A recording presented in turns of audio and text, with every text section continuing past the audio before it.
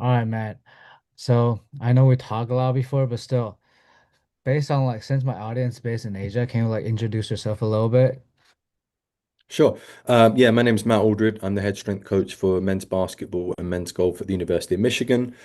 I have been here 2 seasons. Prior to that, I was at Furman University for 6 years, working with men's basketball and men's golf as well. Yeah, this is my 11th year in the US doing strength and conditioning. Um, and yeah, I love it. It's a great place Nice, to be. nice. By the way, congrats on winning the title, man. That's awesome. Yeah, I appreciate that. We had a really good team, really good group of players, and incredible coaching staff. So yeah, very thankful and grateful to have played a very small role in helping the team get it done. It was incredible. Nice. So before we talk about training, I want to ask you because you're at, correct me if I'm wrong, if before the state you're at UK and you hmm actually play soccer, hmm right? hmm So can you share like your story from being a kid at UK and then come to the state and then like doing strength and conditioning at like Furman, then all of a sudden to a Big Ten school and winning title. Yeah, so I was originally playing, I'll call it football, but I call it soccer as well. So I went to university, played that, I played professional for a year, and then I was back in my hometown playing semi-professional and working as a personal trainer at a local gym. And I was doing that for like 2 years. So I played 2 seasons, worked in the gym for a couple of years, and I had had 2 years experience prior to that of a master's degree at West Florida, University of West Florida. So I played Division two soccer, and I just love the strength and conditioning environment there and the high performance environment. And so when I was doing this time at home, I was training your average Joes, and I was loving it. Well, I was enjoying it, but not loving it. And I just felt like I felt like I could probably do more with my life and with my energy and my creativity, a bit more curiosity. I wanted more.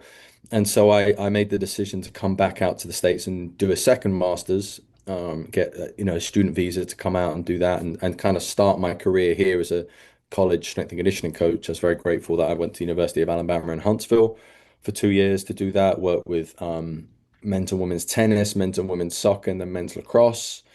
And during that, it was Division two, so the summers were free. There was no athletes there in the summer, so I chose to intern at Division one school, University of Tennessee Chattanooga, where I met some great coaches and mentors. And I played semi-professional for that summer team. So I played soccer and I was working. It was awesome. And through that, I got connected with the job at University of Florida to be an assistant. So after my 2 years was done with my student visa, I had an OPT year, which allows a foreign student to work on a year related to your master's. So I was extremely fortunate to work at University of Florida for a year. That was my first experience of high major sports, and I was assisting men's and women's basketball, and I had men's tennis. That's where I met Coach May, who's our current head coach now at Michigan, and I was just loving it. But again, I was a soccer athlete and I had really no great experience in basketball, so everything was new for me. Small group training, the size of the athletes, the power and explosiveness of the sport, the conditioning, the positions, um, everything about the game. And Coach May was a real help for me as a young coach, strength coach, to understand the game, which I was really grateful for.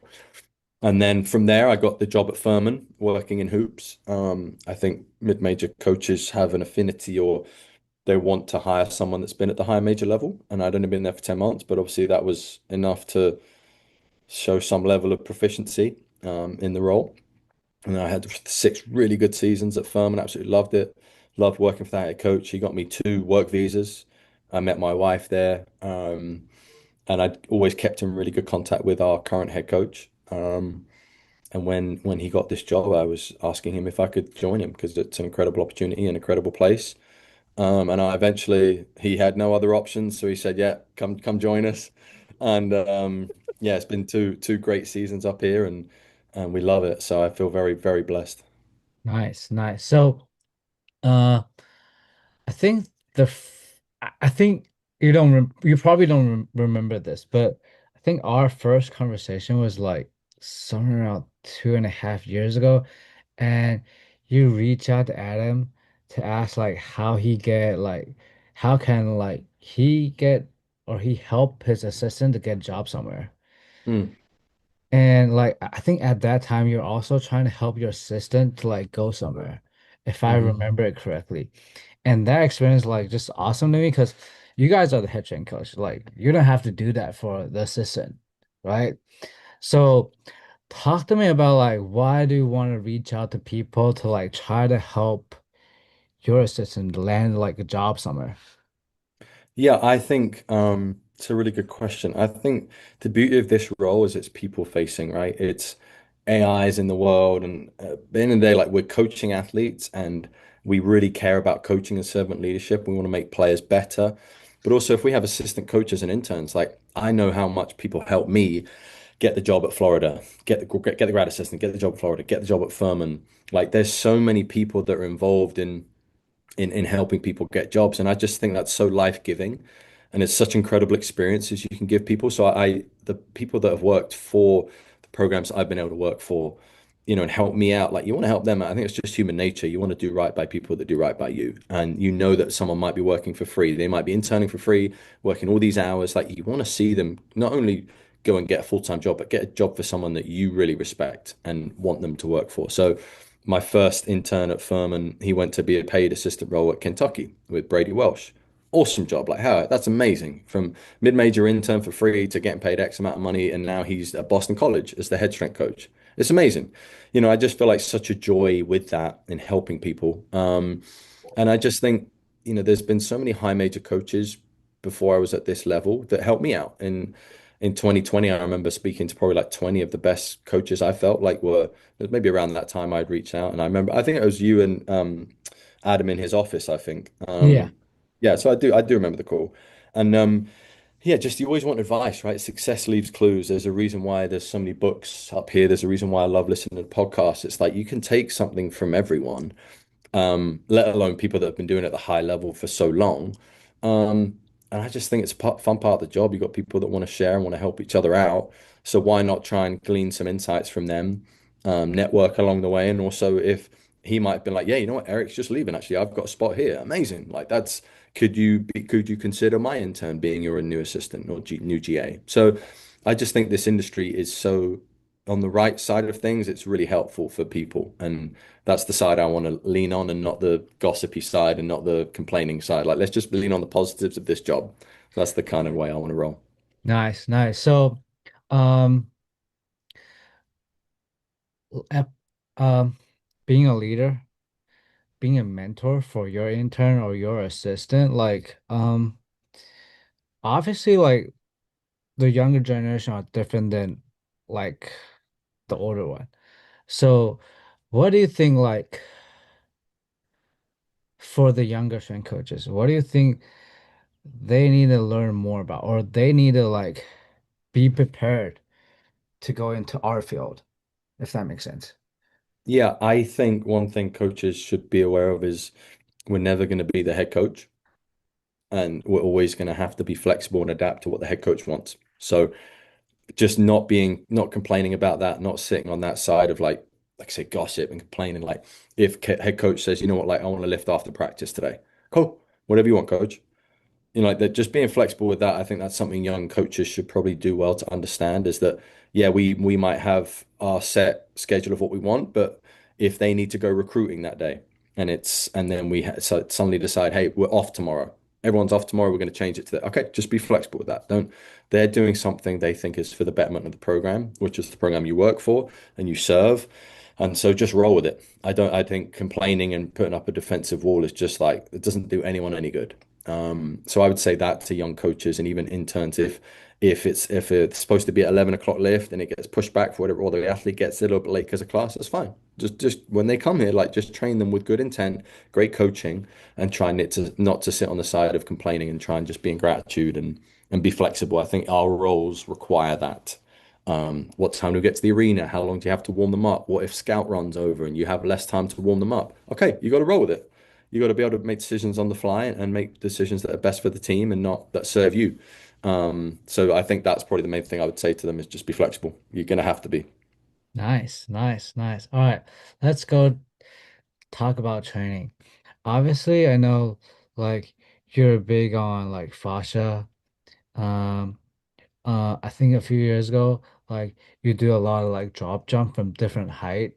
Mhm. So, um, is fascia still a thing that you are interested in right now? Yeah, I would absolutely say yes. I think it's something that is always now in my brain and how I kind of have mental models of training. The way I've kind of reframed it in my head and the way I would explain it to my athletes is obviously fascia is like connective tissue and it runs from the big toe to the middle finger. Like it's a full body system, right? Think about musculoskeletal, that's a system, fascial system. Like we've got to train both. You got to train your tendons as well as your muscles. I think you got to think about aspects of the fascia, not just loading the bones. Like you got to train everything, training the brain. So it's just kind of on that continuum of training. And I really see it now as like movement training. So yes, we will do some sagittal movements and we'll do frontal movements and we'll do transverse plane movements. But when you combine them all, and like think about like a tidal tank or a viper with a pivot step, you're not specifically targeting like your biceps, your shoulders, you're doing everything. You're training the whole body. And so that to me is how I tap into like the fascial kind of training is the synergy of the body to work as one and be strong throughout. So having that intrinsic stability, the coordination, obviously there's the proprioception aspect of fascia. Like, can I put a tidal tank? Can I use an unstable apparatus to really kind of get you moving and the perturbations of that to really train your body? Is that going to be the main exercise of the day? No, like we're probably going to still do the heavy loading because I think that's important for the tissue, especially for these guys. You need that max strength to build robustness, to have the muscle to withstand practice and games. But is that going to be in the B and C series? Absolutely. Is that going to be in warm-ups? Absolutely. Because I'm trying to get you ready to play a sport that isn't even three-dimensional. It's like 360 movement. I mean, you freeze frame any layup, drive, like they got to dive for the ball. Like, I mean, they are having to move in every movement pattern you can think of. It's not a 100-meter sprinter. It's not an ice skater that's doing a 400 or whatever it is. Like this is a sport that is so fluid and dynamic. And so I try and make our training replicate that, especially in the summer when I think it's more individual training based and you get big men to move in planes of motion that they would on the court, but also like preparing them for anything to improve their movement quality. I think you got to throw a lot at them and see how their body responds to it. And then in season, it's definitely more of the compound lifting that just typical relative strength, max strength, but still dosing in the kind of fascial movement based stuff in warm ups and in game day -1. Nice, nice. All right. So talk to me about how you bucket athletes, because I know coaches will talk about, all right, this guy's more muscle based, this guy's more fascia based. So talk to me about how you differentiate like different types of athletes. Yeah, I think there's probably I've gone through different iterations of this in my brain. My last year at Furman, I was probably doing all the force plate tests you can think of. Maybe I was doing too many. And from that, I kind of bucketed the guys based on their drop landing time to stabilization, their drop landing peak force, their rebound jumps, their single leg CMJ, their CMJ, yeah, just all those kind of tests. And I think it worked for that population. I think here, what you need from that is consistent intent on force plates. I think here I've found in the summer when guys are fatigued or in the first week, it's quite time consuming to do all that. And so I don't think I can do all that, then bucket them and then write their programs for that week. I think it probably needs to be before that point. So I really now look at like how long they've been training, their biological age, who they trained under previously, getting a good idea of what they're good at, what they need areas of improvement, asking our head coach what he thinks they need to improve on to be successful for us. So they could have traditionally just been a five-man that stays under the rim, but we switch a lot. So are they going to need to be out on the perimeter? Are they going to need to be out guarding guards? Because we do switch. Obviously, we play fast, so they need to improve their conditioning and their top end speed and acceleration. So it kind of goes into all of that, and then also asking the player what they want. So I would say more of it now is qualitative rather than quantitative, is being told what I think they need to train on and what the player wants and what their agent wants and what they think is best for them. The one piece of quantitative that is probably still important is the body weight they think. Come in. Is the body weight. Bees, I'm on a Zoom call. Okay, we're gonna check back with you. Mike's coming in Thursday. Thanks, mate. Did it work? No, but thanks. Um, so the one thing I would probably still do is the body weight. So like say you wanted to play at 225. and you're at 210. Okay, that's 15 pounds of hopefully lean mass that we need to gain, or at least a recomposition by, in probably a 4 or 5 month period. That's really important to consider if that's something that a freshman needs to do to be able to play at the Big Ten. Okay, that's a really big emphasis point in the summer of functional hypertrophy, right? So I think the bucketing is really different now than it was for me. I think it's less force plate testing and less quantitative hard numbers, and it's more what they tell me they want to work on, how I see them when I watch film of them before they get here, when I see them on the court and what coach wants from them. Then it's a 2 week GPP phase. Let's get you accustomed to some range of motion stuff. Let's tick off some areas I think need general improvement, and then we'll go into the individualized stuff. And again, that depends on even like position, right? Are you a point guard? Are you a shooting guard? Are you a wing? Are you a small forward? Are you a power forward? Are you a center? Like, okay, then what is your body type? Are you ectomorph? Are you endomorph? Are you mesomorph? Like, they're all gonna. Do you want to maintain weight? You want to lose weight? You want to gain weight? All those things kind of go into my mental model. So when I sit down to program for them, I have some notes, and then I might look at what we've done on previous athletes as well. Think about this previous year's team. Like, I think the summer training was good for a lot of those big men. Okay, so I want to add some, I need to look at their programs and modify them for our current big men that are coming in. I think that's important. It worked, they improved, they enjoyed the training. Okay, would this work? Not copy and paste, but copy, paste, edit. That's probably how it's going to be to see if a guy that's 7'3" and we've got another 7'3" guy. Okay, it worked. It kept him healthy. Maybe we run it back, but edit it a little bit. That's probably how it's going to go. Nice. So why, I mean, at this era, like everybody wants to use technology. Everybody wants to look at force weight numbers, curve whatsoever.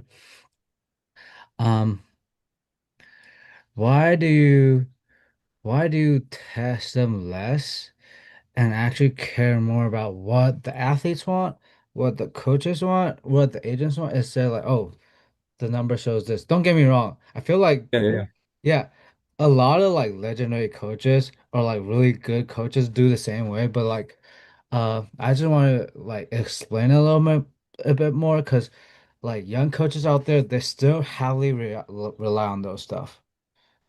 yeah, and I do think it's important. I just think if what I just said was 1A or one, this is probably two, right? I do think you should still, so like when we do the four space, we'll weigh them in the first day. That's important. We'll do, I mean, I'm even writing up our pre and post test. So we'll do a CMJ. We'll probably do a single leg CMJ, probably do a single CMJ rebound. And then maybe the next day we'll do a multi jump and a Scandinavian rebound jump, which is a kind of test that I've kind of adapted to how I want to do things here. And then we may do an isometric test this year in the first week. I think those stuff is still important. I think the total score of athleticism that Hawking gives is still important. I think it's probably more important for red shirts though, because you're gonna have the whole year to train them. And you're going to be able to really go, right, what are his qualities compared to the group? You're going to have more time training them. When it gets to preseason and in season for our rotation guys, it's about keeping you fresh. It's about keeping you on the court. That's it. For our redshirt guys, it's about we're going to keep getting better in here. We're going to keep pushing those qualities. If you're sore in season, great, you should be because we're working on eccentric overload, and you're going to get a ton of muscle soreness from that. Whereas with the starters in season, it's not. Maybe concentric only. But I do think the force plate test is important because it gives you a good. Okay, so CMJ, right, jump height. It was just the main output metric. It's somewhat something I still enjoy looking at. It's my primary one to look at because that's what guys care about. So where did I rank up? Okay, if you want to improve your standing, which is more of a static power test, right? CMJ rebound, more of a reactive, right?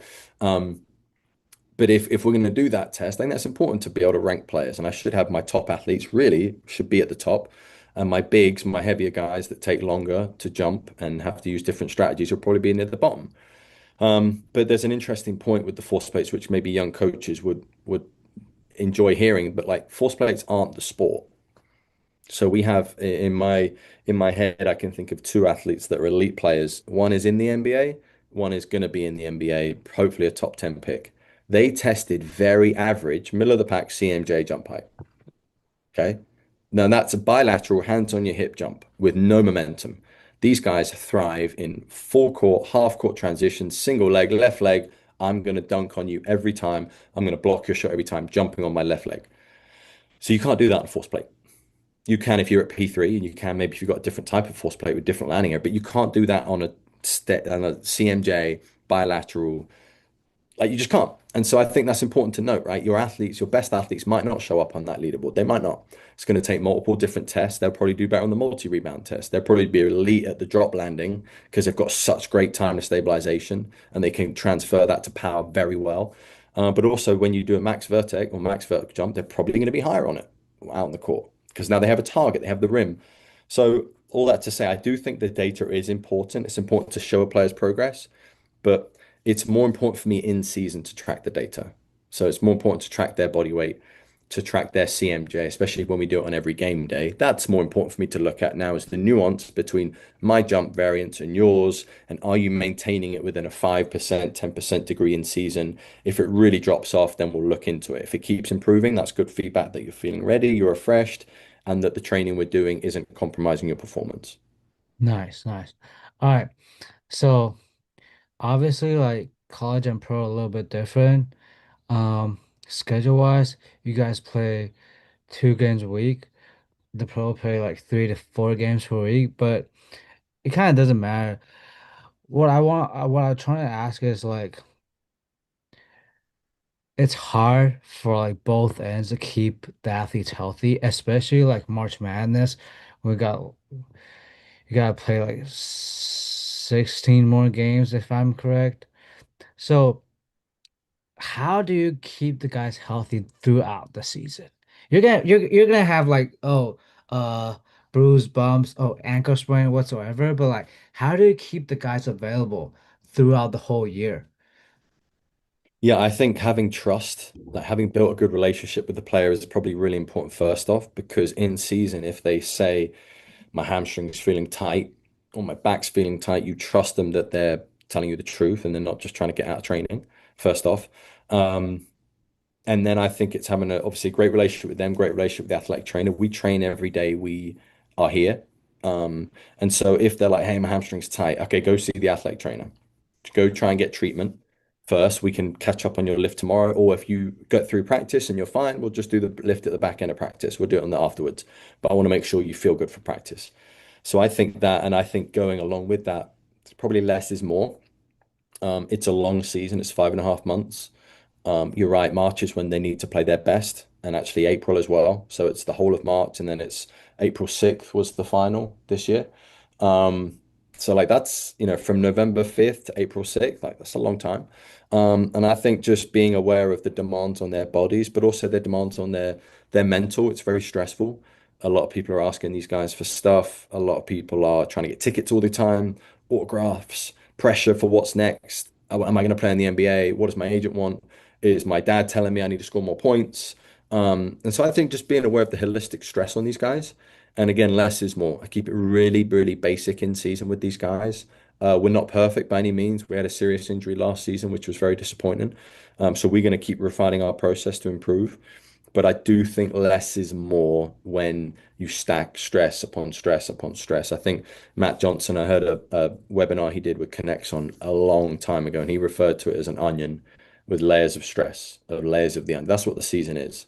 And so I think if you're just aware of that, it's not just looking at this as like we've got 3 days before we play a Sweet 16 game. No, no, no. It's 4 months and 3 days before you play a Sweet 16. So being aware of the holistic total stress on the athlete is probably something, and asking them, trusting them, hey, how you feel? You really sore? You fatigued? Like, do you sleep well? Do we need to cut down on the reps? Are you feeling good to push yourself? Do you want to hold back a little bit, push yourself tomorrow? Like just that communication piece, I think is really key. Hmm. And training wise, do you I heard the podcast you did with Joel Smith, really great one, and you talk about variability.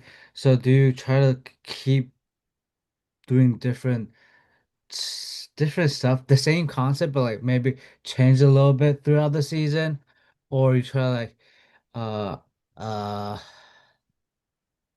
try to help the athletes getting perfect at certain movements? Yeah, I would say probably the second point. So I'm very cautious to add in different stimulus in season. I think it's bit me in the ass. One of my early years at Furman is when I tried to do a little bit too much in between games. Guys were really sore, and I remember it vividly. It was a game we should have won. And we did. But at half time, like the boys were saying they were sore, and I was like, oh no, this isn't good. And I got on the bus, and my head coach said, hey man, like we got to make sure that we keep these guys fresh. That I don't need any extra soreness from them. And I was like, yes, sir, I got you. And I have not done it to this day. I was like, all right, keep it simple. So yeah, it's very much like, the trap bar deadlift, barbell bench press, chin ups, both hamstrings, hip extension, knee flexion, all of that stuff, trying to do that every week. Rinse, repeat, rinse, repeat, rinse, repeat, tracking the loads. So if you're feeling good, like, yeah, let's push it on the trap bar. And I'll record that. If you're not feeling great one week, that's okay. It's okay that it was less than last week. Let's try and have that. Let's try by the end of the season though to have it be improved. And so I think just keeping it really simple in season. The variability piece for sure comes in the pre and the off season in the summer and the early preseason for sure. That's when I'm like, let's improve movement qualities. And again, I can still dose that in the warm-ups. So the warm-ups can be very varied in season. I think that's important just to keep it fresh and fun. We might do different types of jumps, eight vector jumps, Nick DeMarco, that kind of style. We might do different stuff with the ball. We might do curve sprints one day. We might do some lateral shuffles. I think that stuff important for movement variability and exposing them to that. But in season, in terms of the lifting with our guys that play, with our rotation guys, I think keeping it to what they've known, because again, it reduces the risk of soreness, and that's not what we want in season. Nice. All right.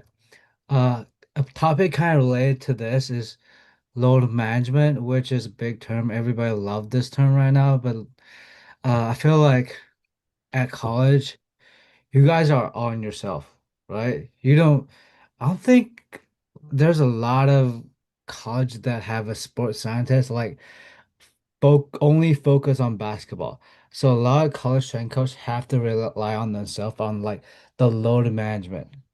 So talk to me about how you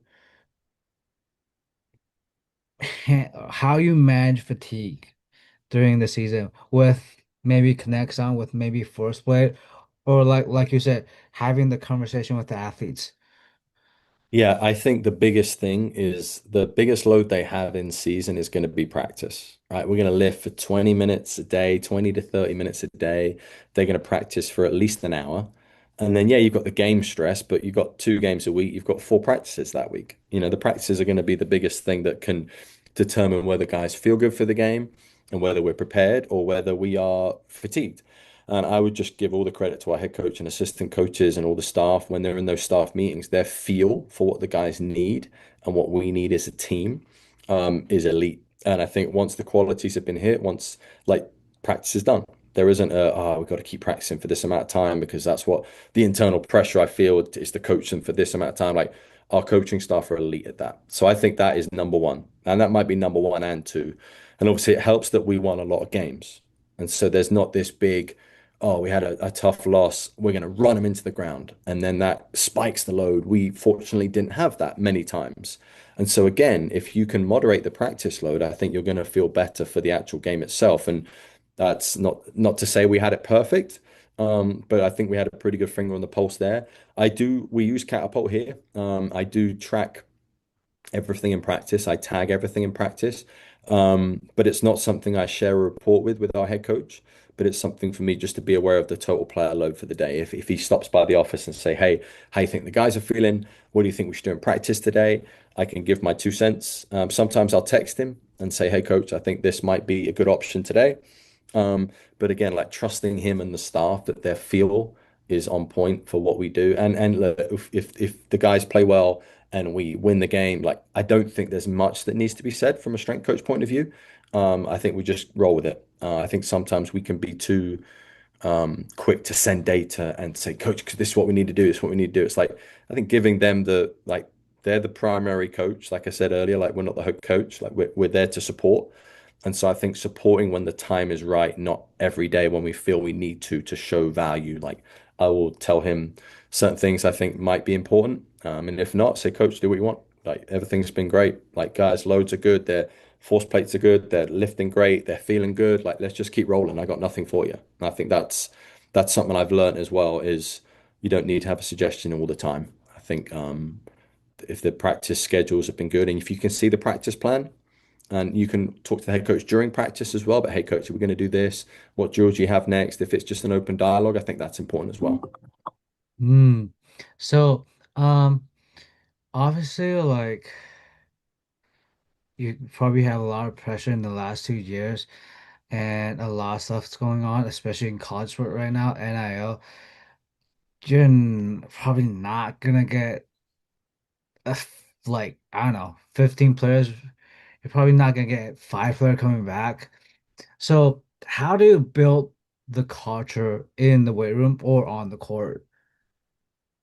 I will say it all starts again from the head coach and what his we are always going to be going off that. We can't create our own culture and ask the head coach to do that culture. Like that's extremely arrogant. That's not how it works. We're going to have to fall under what the head coach wants. And hopefully at this point in my career or in any strength coach's career, there should be alignment with that vision and values.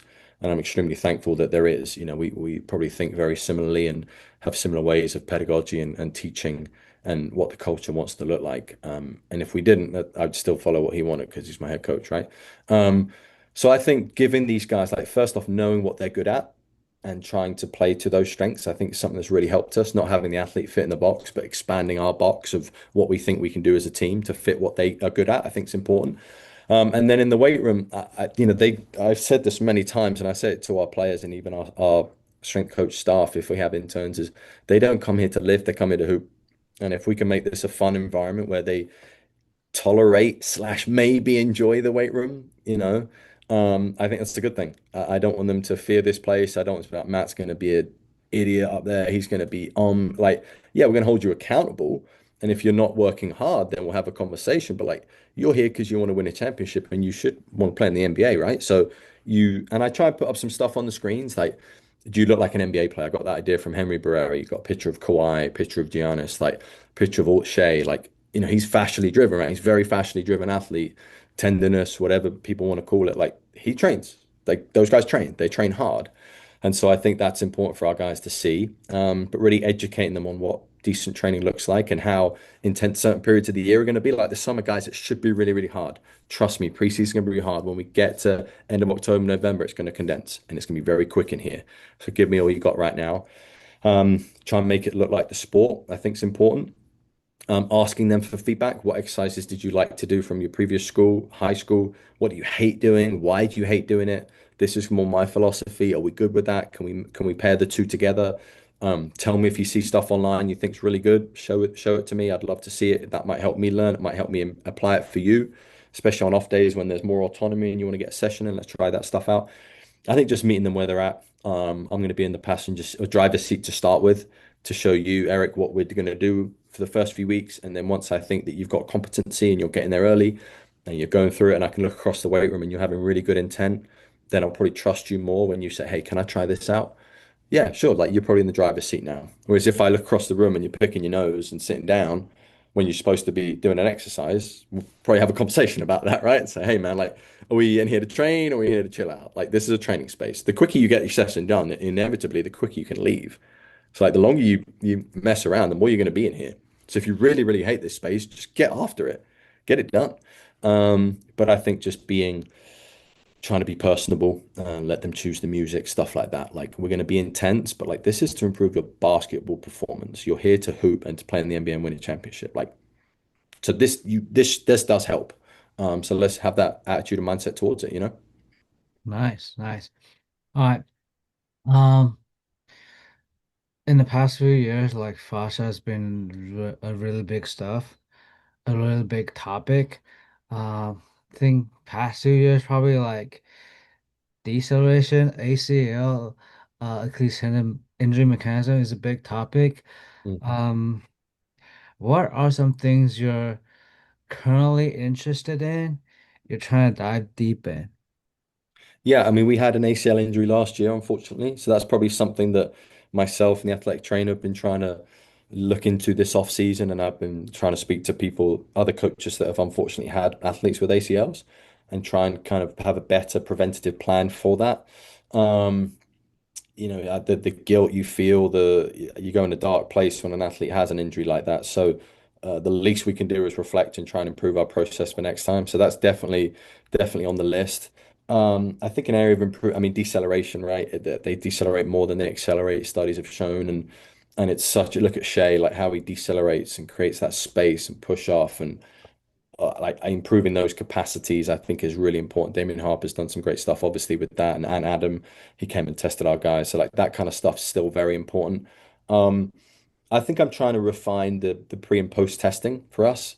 Like, what do I test? I talked about the force plate test, but when do I do it? When do I test them? And when do I retest them? Do I test them again in the season?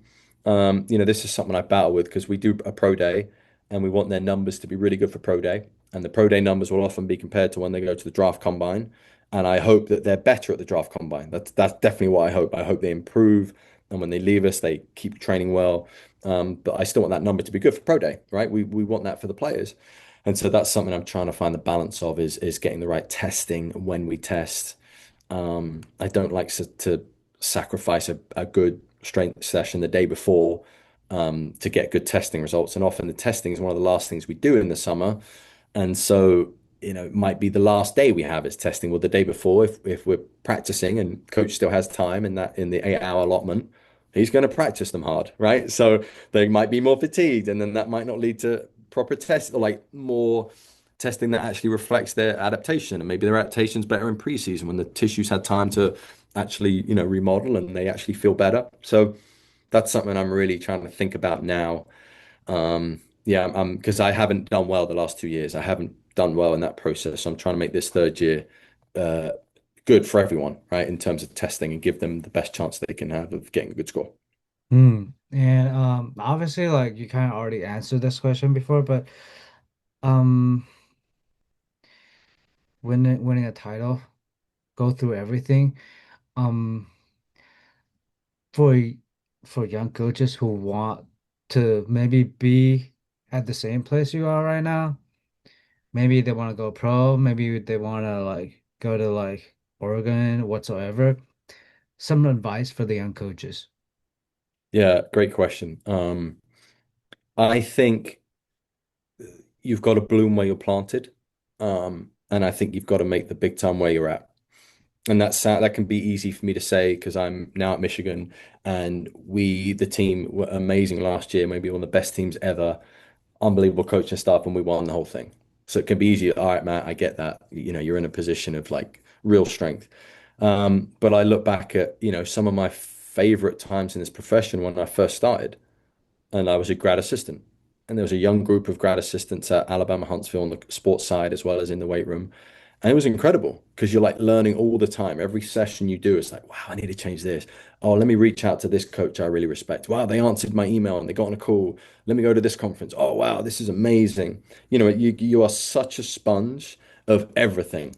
And I think now I still want to be a sponge, but I'm very selective. I know I'm probably not going to change how I do my periodization because this is my mental model. But I can definitely add in some stuff about breathing techniques, and I can add in some stuff about VBT or blood flow restriction. Like that's smaller things to add to the toolbox. So I think for young coaches, like if you're at a low major, mid major, division one, two, three, like just enjoy it. Like truly enjoy it. Don't complain. Um, give everything you've got to the athletes. Keep trialing and error. So did this work? Nope, let me try this again. Let me try this program. I think that's really important in our profession. And I think, a couple of quotes I had when I was at Firma was like, when I'm at work, I work. And it's like, okay, that's very simple, but I think a lot of people can be at work and be scrolling or just shooting the breeze and talking for an hour and a half in the office and not doing anything. If I'm going to be at work, and especially as an English guy, come over here, I want to be decent at this job, to be so far away from my family in England that it's worth me being over here. Like I want to read, I want to get better. My athletes require me to get better. I love the process of getting better and learning. So when I'm at work, I work. And then I think show value to get value. I think that's something as well. Like, and that doesn't necessarily mean monetary value. It just maybe means value in the staff meeting, value in having your say at practice where your coach maybe listens to you, value in a player listening to you so they sleep better or they come in early to do their pre-practice prep. You can do any of those things at any level. And I think when you do that, then you can start to really feel like you've got momentum in your job and positive growth and you're on the up. And I think that's really important. And some cultures are going to be really good and you're like, I want to stay here. This is amazing. Like I'm getting paid X amount. I don't care. Like this is such a fun, enriching environment. Why mess with happy to go make an extra little bit of money and work for someone that I don't mesh with, my morals aren't aligned with. But some people, when I was at a recent conference, and a lot of strength coaches have questions about their relationship with their head coach. And I think I struggled with that in my early time at Furman, when again I would be like, Coach, you got to do this, and he might push back and do something else, and I'd be like, he doesn't believe me, he doesn't trust in me, he doesn't think I'm any good at anything. He thinks he knows better than me in the weight room. Like, ha ha ha, this is ridiculous. And it's like, no, that's arrogance. And you need to put that ego to the side and realize this guy's been a head coach for longer than you've even known about the sport, and he's been an assistant coach maybe longer than you've even been in college, and like listen to him and understand why he's making decisions because they're the betterment for the team.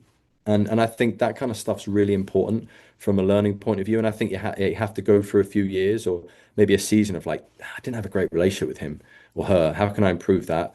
I've got to meet them where they're at. I've got to humble myself. And then when I do that, then you'll have more enjoyment of that relationship. Then you might have more buy-in for him into the or he or her into the weight room. And then again, your satisfaction goes up, your job satisfaction. So I know it's a long answer, but I do think that's something that we miss sometimes as coaches is again, we're not going to be the head coach, but just because I'm now at a big school and I have this, I just have the best job ever. It's like, yeah, it does take hard work to get there. And I think the All Blacks, don't be a dick, right? Don't be an idiot. Treat people with respect, fly in unison with the staff, don't be on isolation, have collaboration and really whatever is best for the athletes is best, whether that's something that comes from the weight room and it's your decision or the head coaches, like that's the most important thing. Nice, nice. I enjoy this conversation. And before I let you go, I do want to know like I've been following you for a long time and I listen to like almost every podcast you did. And I feel like as you get more experience, you get more the way you talk about training get more like some of the legend, like Boo, like Path. So Mm. I would definitely want to invite you on to a podcast maybe in a couple of years. But Mm. thank you again. Eric, thanks, man. That's awesome. That means a lot to me. And yeah, keep doing great stuff with this podcast. I love the guests and all the stuff you're doing recently. So appreciate it, dude. Thanks for having me on. Thank you.